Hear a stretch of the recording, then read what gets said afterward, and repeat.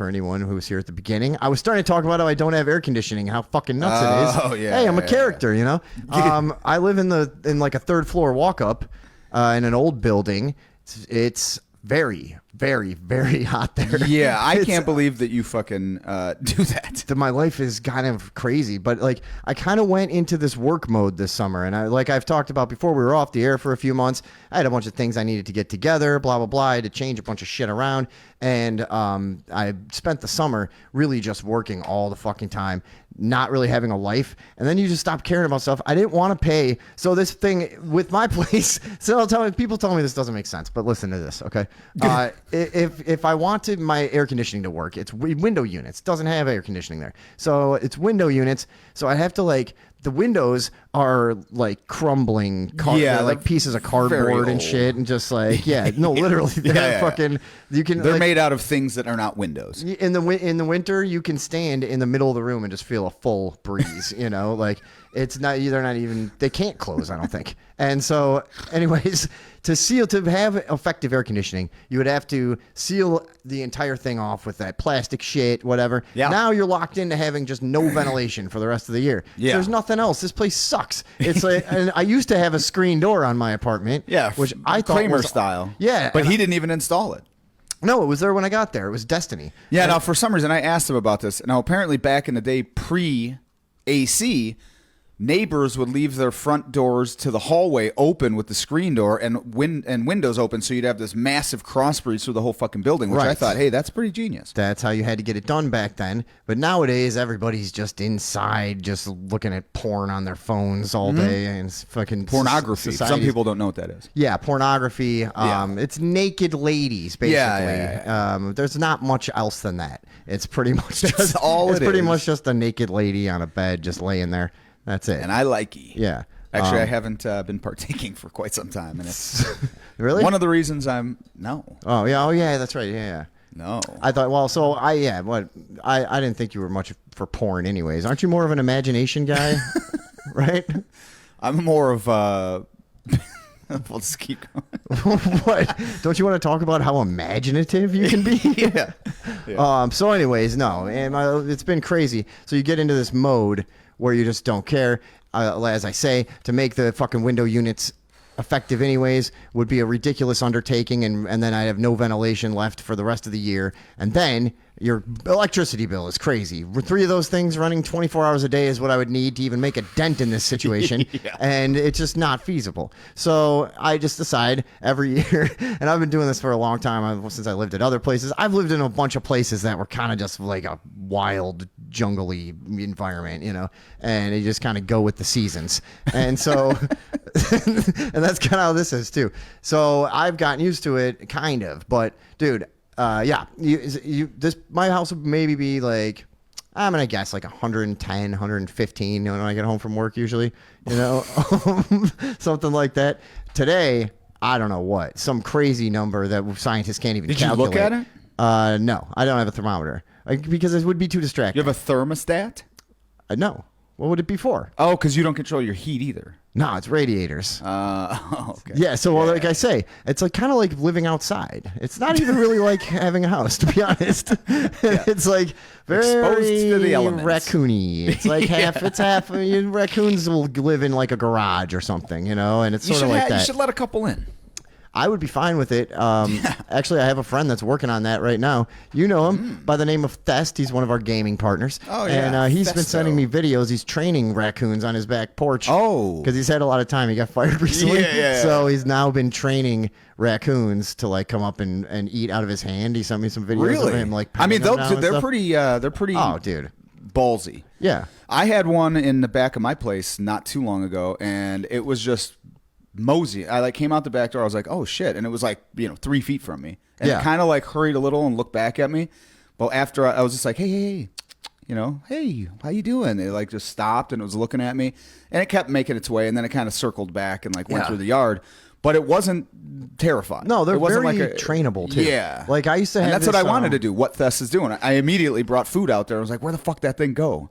Yeah, dude. Well, no, you totally can. Also. So that's amazing that you say that because I once had that. Because there's an abandoned house down on Archer Avenue for the local audience. Woo!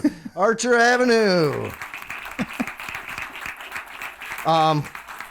An abandoned house that was like all the way up on the top of this fucking hill, and it had been abandoned for like 60 years. It looked like, because I'm imagining that no one wanted to undertake that sort of construction project. It was a giant steep thing. I don't even know how you would get stuff up there. And so, anyways, I go wandering in there drunk one night, and I realize the entire place is packed to the gills with coons. Oh, yeah. And so I go, holy shit, this is a dream come true.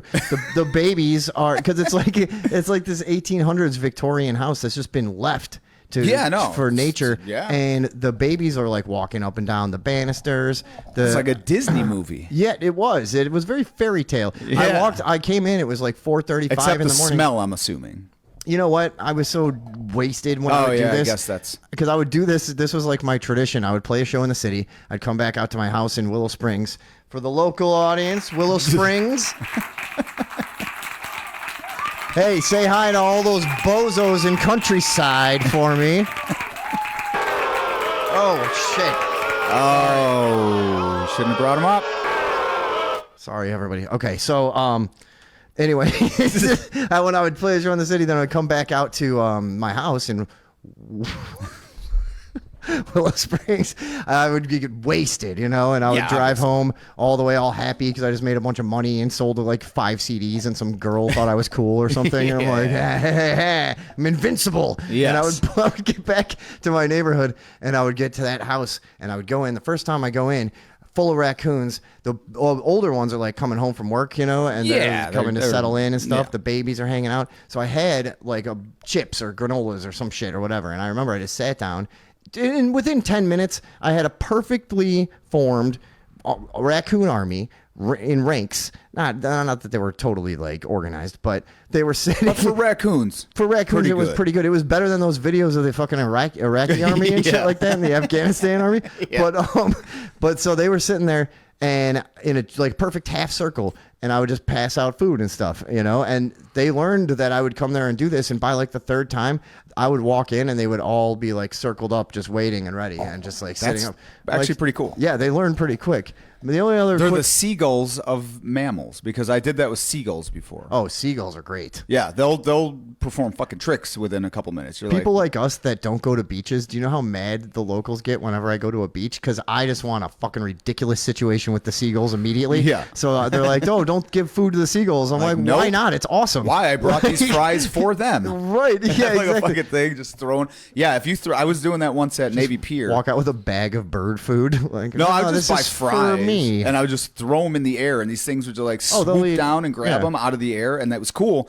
But then eventually they're like flying in this formation around you, like they know what's going on, and then like others come, they're like, oh shit, something's going on, and then you just have like this swarm of seagulls around and you. then a whole tornado like ecosystem evolves right above, and I was the right king above your head of the fucking gulls. Yeah, dude, I've done that before, but like people were screaming at us. We were in at a beach in Michigan, me and a couple of my friends, and we were just all high and drunk in the middle of the day and started.